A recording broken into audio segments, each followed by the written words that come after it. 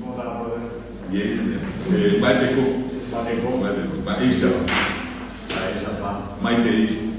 ¿Qué tenemos? Tener feo cierra para decir hola. Allá Baiteco, Baisha, Maitei. Vamos a empezar por aquí. Un placer saludarles. Estamos acá empezando hoy este segundo curso, segundo grupo. Y espero que sea del agrado de ambos por el momento, que camine carito.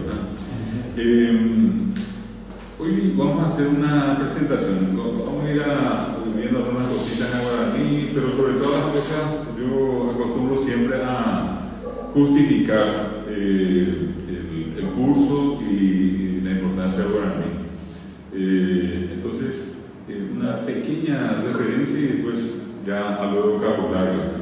Vamos a, como parte de la metodología, vamos a usar esta comunicación semanal y aparte de eso el tema de trabajos a través del grupo de WhatsApp que vamos a tener. Entonces cualquier consulta, inclusive algunos de los trabajos que le voy a ir pasando, le voy a pasar a través del grupo de WhatsApp, que ustedes puedan ir archivando eso, las respuestas, y va a haber un momento que yo les voy a pedir el paquete completo. Entonces yo les voy a ir pasando y ustedes van a ir respondiendo la parte escrita. Pues vamos a hacer las dos cosas.